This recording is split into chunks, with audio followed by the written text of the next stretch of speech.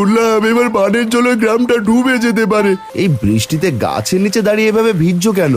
বানের জলে কতগুলো মাছের ঝাঁক ভেসে আসছে। আজ বেগুন দিয়ে ইলিশ রান্না করো। আর যদি বানের জলটা না হতো তাহলে এত বড় ইলিশ চোখে দেখতামও না। এই বানের জল আর বৃষ্টি আমাদের সব শেষ করে দিল। তুই ইলিশ রান্না করে আনলি? আমার বাবার মতো আর কেউ হয় না।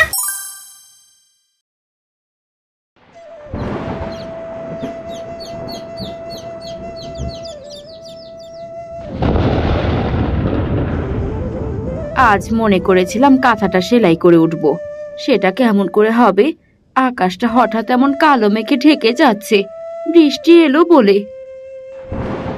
মা, তাড়াতাড়ি জ্বালানি আর মুরগিগুলো তুলে ফেলি। তুমিও আমার সাথে আসো।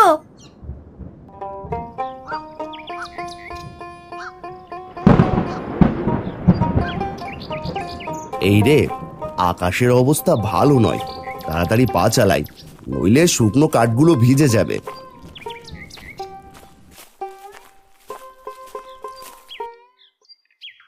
মহাজন, অনেক কাঠ কেটেছি, এদিকে বৃষ্টি আসতে পারে যে কোনো সময়। এই আপনার কাঠগুলো, তাড়াতাড়ি টাকাটা দেন, বাড়ি ফিরি। বলি, কাজ করতে এত কষ্ট কিসের হয় শুনি? এত তাড়াহুড়ো করছিস কেন? বর্ষাকাল, বৃষ্টি তো হবেই। না মানে, যেভাবে বেশ কয়েকদিন বৃষ্টি হচ্ছে, না জানি বানের জল কখন ভেসে আসে। ঘরটা সারাবো ভাবছি, আর এখন বাড়িতে কিছু বাজারও করে রেখে দিতাম। কাজ করলে কর, না করলে যা দেখি। আমি এখন টাকা দিতে পারবো না, তাড়াহুড়ো করে আমি কোনো কাজ করি না।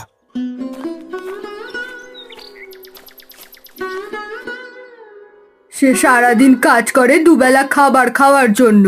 তুমি যদি টাকা না দাও তাহলে সে কেমন করে চলবে? হারানকে টাকাটা দিয়ে দাও গো। আরে, হারানের কাছে তো এমনিতেই টাকা পাবো। তুমি যখন বলছো ঠিক আছে গিন্নি, এই নে, আজকের টাকাটা রাখ। অনেক বড় উপকার হলো মহাজন, তবে এবেলা আমি আসি।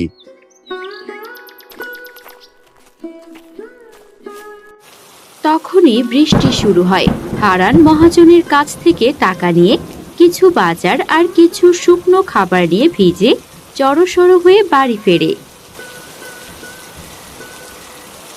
ওগো, তুমি বাড়িতে এসেছো? আমি তো চিন্তায় চিন্তায় শেষ। এদিকে রান্নার চালও ফুরিয়ে গিয়েছে, মেয়েটা দুপুরে না খেয়ে আছে। এই নাও গিন্নি, বাজার আর কিছু শুকনো খাবার। না জানি কখন বানের জল বাড়িতে চলে আসে, কাজ না করতে পারলে তো না খেয়ে থাকতে হবে, তাই এগুলো এনেছি। তুমি ভালো কাজ করেছো, আমি তাড়াতাড়ি রান্নাটা সেরে ফেলি। তিন্নি, আমাকে একটু সাহায্য করবি? আয় মা, তুমি কাপড়টা পাল্টে ফেলো, ভিজে একদম চুপসে গেছো।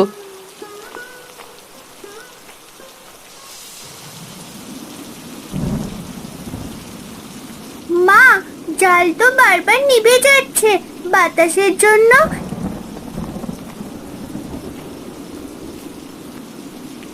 এই ঝড় বৃষ্টিতে যদি আমাদের বাড়ি ভেঙে যায়, তখন আমরা কি করব? কোথায় থাকবো? এমন কথা মুখেও আনিস না। দাঁড়া, রান্নাঘরের জানালায় চারিপাশ দিয়ে একটা কাপড় দিয়ে দেই, তাহলে রান্নাঘরে বাতাস কম আসবে।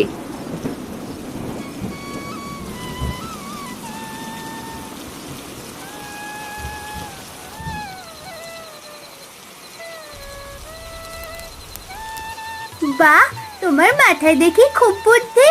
এবার আর আগুন নিভে যাচ্ছে না মা।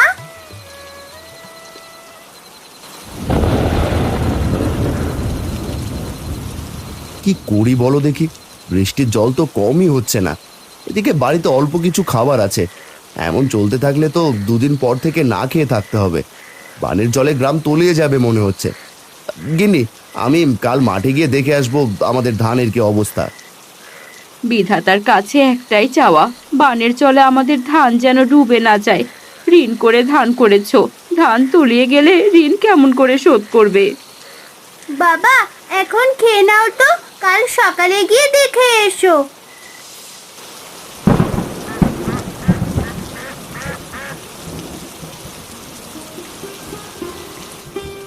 কি গো, বৃষ্টি তো কমছেই না দেখছি, এই বৃষ্টিতেই বেরোচ্ছ নাকি? কি আর করব, যাই দেখে আসি শেষ সম্বলটুকু আছে নাকি।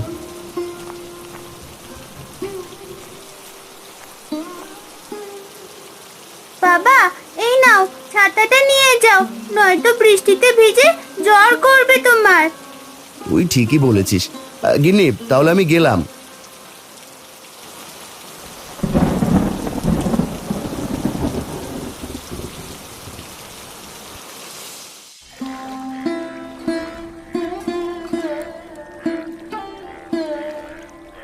হাই হাই হাই হাই, এটা কি সর্বনাশ হলো!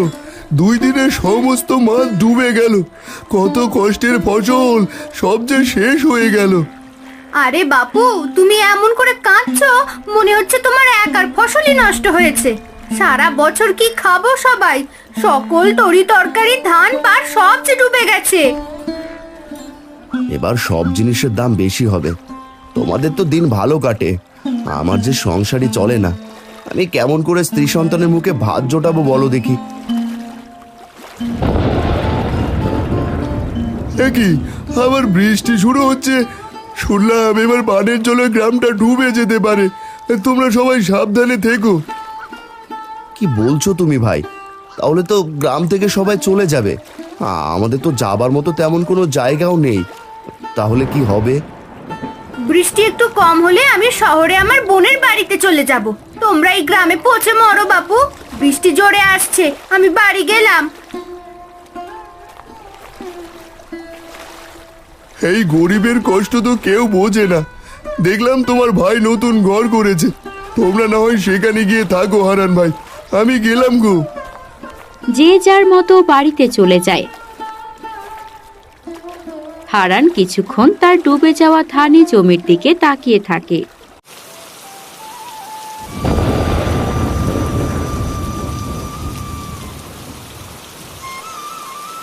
মা, এবার কি করব? কোথায় থাকবো আমরা? আমাদের ঘরের ছাউনি তো ভেঙে গেছে, জল পড়ছে চাল দিয়ে।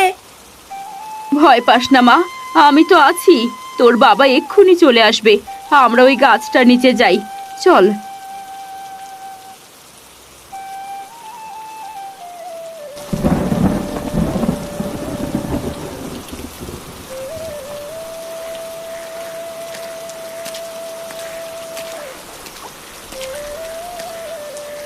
কি হলো গো গিন্নি? এই বৃষ্টিতে গাছের নিচে দাঁড়িয়ে এভাবে ভিজছো কেন? High high high high high, আমার শেষ আশ্রয়টুকুও ভেঙে গেল। ফসল সব জলের নিচে, কি করব এবার?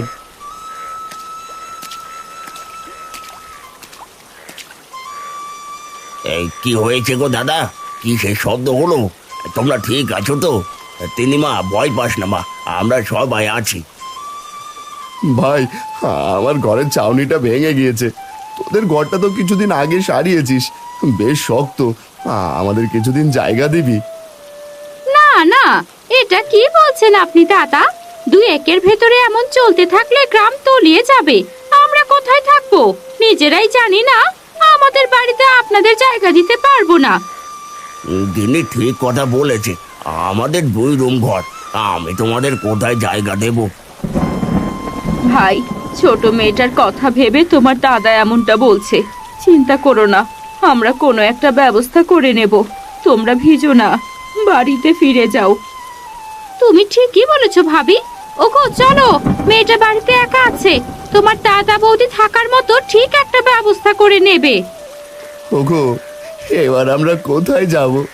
আমার অসময়ে তো নিজের ভাইও পাশে দাঁড়ালো না। বাবা, আমাদের তো অনেকগুলো কলা গাছ আছে। বানের জলে কলা গাছগুলো তো মারাই যাবে। আমরা বরং কলার পাতা আর গাছ দিয়ে আমাদের ঘরটা সারিয়ে নিই আপাতত।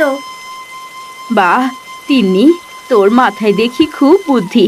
ওগো, তুমি তাই করো, আর দেরি করো না। সবাই মিলে সাহায্য করলে তাড়াতাড়ি ঘরটা সারানো হয়ে যাবে। এই মুহূর্তে বৃষ্টির হাত থেকে বাঁচতে আমাদের এটাই করতে হবে। ঠিক আছে, আমি তবে তাই করছি। দেখো গিন্নি, এখানে দাঁড়ানো যাচ্ছে না, বানের স্রোতে ভেসে ঢুকছে। উঁচু জায়গায় গিয়ে দাঁড়াও, আমি কলা গাছ আর কলা পাতা কেটে কোনোভাবে ঘরটা সারিয়ে নিই। হারান বৃষ্টির মধ্যেই কলাপাতা আর গাছ কেটে আনে। এরপর চালে উঠে সুন্দর করে ছাউনি দেয় চারপাশে ঘিরে। বৃষ্টি একটু কমেছে, চালাটাও খুব সুন্দর আর মজবুত হয়েছে। বলি, এক পাশের বেড়া তো ভেঙে গেছে, মাটি দিয়ে ওই জায়গাটুকু উঁচু করি, আর মেঝেটাও। ঘর উঁচু হলে বানের জলে ঘরের ভেতরেও আর যাবে না। মা ঠিক কথা বলেছে, বানের জলে কত সাপ পোকামাকড় আছে, আমার তো ভয় করছে।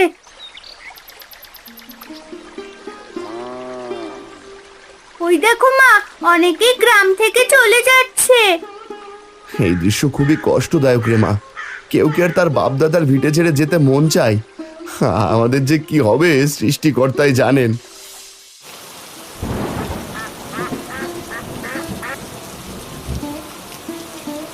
গিন্নি, ঘরে যে শুকনো খাবার ছিল সেটাও শেষ। আমি কলা গাছের বেলা দিয়ে মহাজনের বাড়ি যাচ্ছি। পথঘাট নদী নালা সব তো বানের জলে ডুবে গেছে। যেদিকে তাকাচ্ছি সেদিকে জল আর জল। কেউ তো কোনো সবজিও বিক্রি করছে না। দেখি মহাজন কোনো ব্যবস্থা করতে পারে কিনা। বাবা, সেই কোন সকালে খেয়েছি, যা করো তাড়াতাড়ি করো, আমার যে ক্ষুধা পেয়েছে। শান্ত হ মা, না জানি গ্রামের সবাই কেমন আছে। ওগো, তুমি সাবধানে যাও, যেভাবে পানির স্রোত আসছে। ভাগ্য ভালো তুমি সেদিন ঘরটা উঁচু করেছিলে আর আমি মাচা বানিয়েছিলাম, না হলে আমাদের ঘরে আজ পানি থাকতো।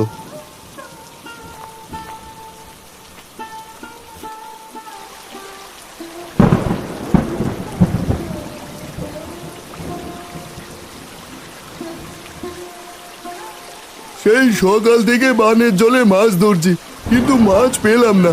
বাড়িতে সবাই না খেয়ে আছে, কি যে করব। এ কি ভাই, বানের জলে মাছ কেমন করে পাবো? সারা গ্রামে জল, মাছ না জানি কোথায় আছে। এই জলে মনে হয় না মাছ পাবো। তাহলে কি করব ভাই? কাছে যে টাকা ছিল তা শেষ। কোনো সবজি ডাল কিছুই তো পাওয়া যাচ্ছে না, সমস্ত ফসল জলে ভেসে গেছে। চলো তুমি আর আমি মহাজনের কাছে গিয়ে দেখি তিনি কি ব্যবস্থা করেন। আমার ভেলায় উঠে এসো। দাঁড়াও হারান্দা, জালটা ওই গাছের ডিবায় রেখে যাই।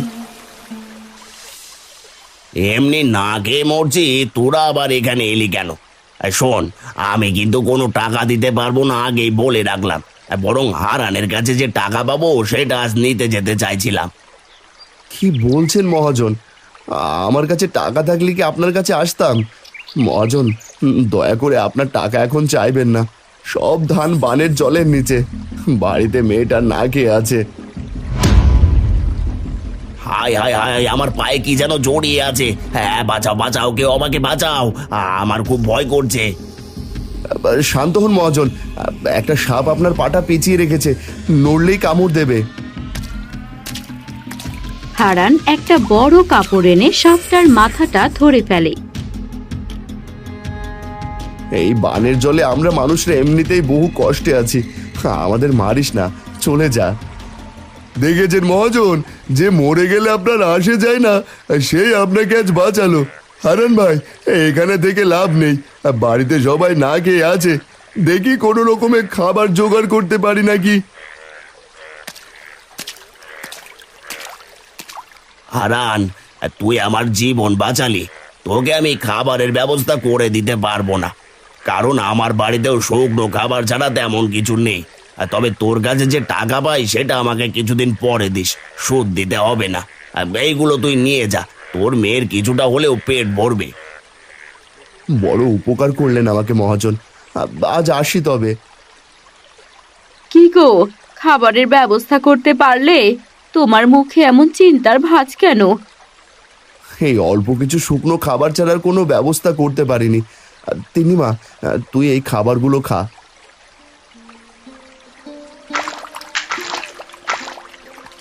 ওগো, ওই দেখো, বানের জলে কতগুলো মাছের ঝাঁক ভেসে আসছে।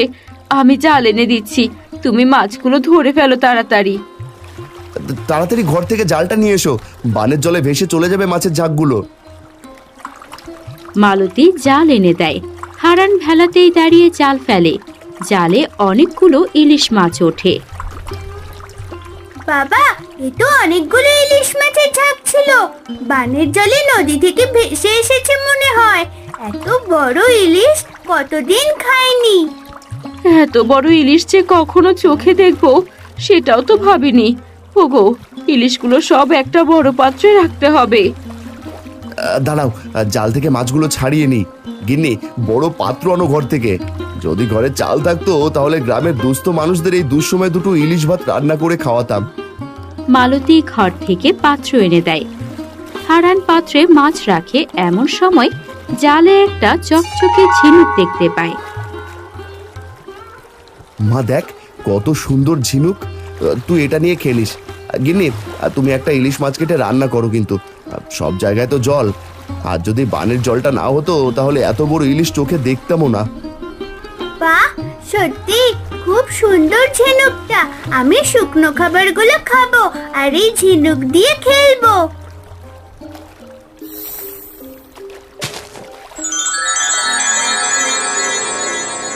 ওগো, এত আলো কোথা থেকে আসছে? ওই তো ঝিনুক থেকে আসছে। কি আছে ওই ঝিনুকের ভেতরে? ভয় পেও না, আমি একটা পড়ি। খেলতে খেলতে এই ঝিনুকের ভেতর আটকা পড়ি। এরপর কিছুদিন নদীর জলে ছিলাম। আজ ইলিশের ঝাঁকের ভেতর একটা ইলিশের লেজে আটকে আমি এখানে এসে পড়েছি। এরপর তোমাদের জালে উঠেছি। তুমি পরি? খুব মিষ্টি দেখতে তুমি। আমার পরি দেখার খুব ইচ্ছা ছিল। তুমিও খুব মিষ্টি। আজ পানের জলে ইলিশ ভেসে না এলে আমি হয়তো মুক্তি পেতাম না। তোমরা আমাকে মুক্ত করেছো, বলো তোমাদের কি চাই? এখনো যদি এমন বানের জল আসে তাহলে তো গ্রাম ডুবে যাবে। তার উপর আকাশের বৃষ্টি তো আছেই। গ্রামের সকলে না খেয়ে আছে। আজ অনেকগুলো ইলিশ পেয়েছি। তুমি যদি কিছু চালের ব্যবস্থা করে দিতে। বেশ, তবে তাই হোক।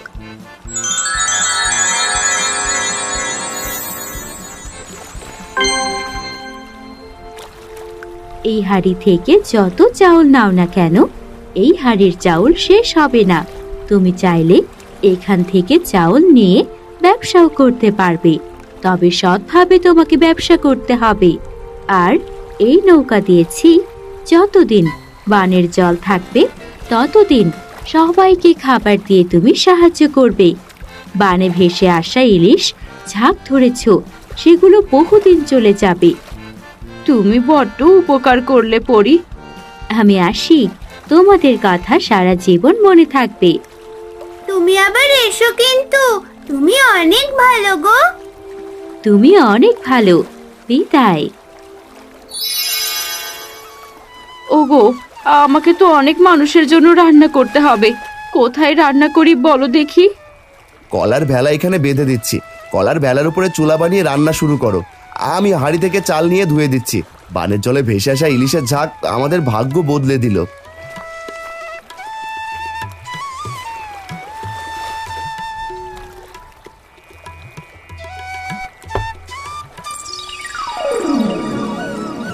পরির কথা মিথ্যা নয় বাবা, দেখেছো?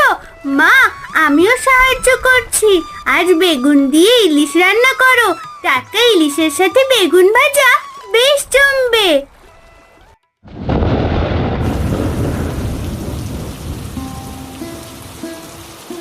গিন্নি, এভাবে আর কদিন যাবে? আমরা না হয় না খেয়ে থাকতে পারবো, মেয়েটার কি হবে? আমিও তাই ভাবছি। এই বানের জল আর বৃষ্টি আমাদের সব শেষ করে দিল। কোথাও যে বেরোবো তারও কোনো উপায় নেই। আসি গিন্নি, মাতিননি।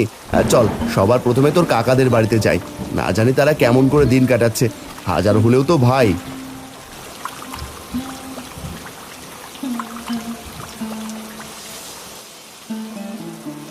ওকে কাকা, তুমি কাকির পাশে এমন করে বসে আছো কেন? কাকির কি শরীর খারাপ? আর বলিস না, ক্ষুধা সহ্য করতে না পেরে তোর কাকি জ্ঞান হারিয়ে ফেলেছিল। মাত্রই জ্ঞান ফিরল। বৃষ্টি বাদলে তো কোনো কাজ নেই, রান্নার জায়গা নেই, সব জায়গায় তো জল উঠে গেছে। চিন্তা করিস না, বানের জলে ইলিশ ভেসে যাক, সেই ইলিশ ধরে তোদের রান্না করে এনেছি। তাড়াতাড়ি খেয়ে নে দেখি। আপনাদের কত অপমান করেছি, তবু অসময়ে পাশে এসে দাঁড়ালেন। আপনাদের কাছে চিরঋণী হয়ে রইলাম ভাই। খাবারটুকু না পেলে হয়তো আমরা মারাই যেতাম। এমন কথা বলো না ছোট বউ। আচ্ছা আজ আসছি। চল মা, সময় মতো খাবার পাবে তোমরা। মা লাবণী, খেয়ে নিস।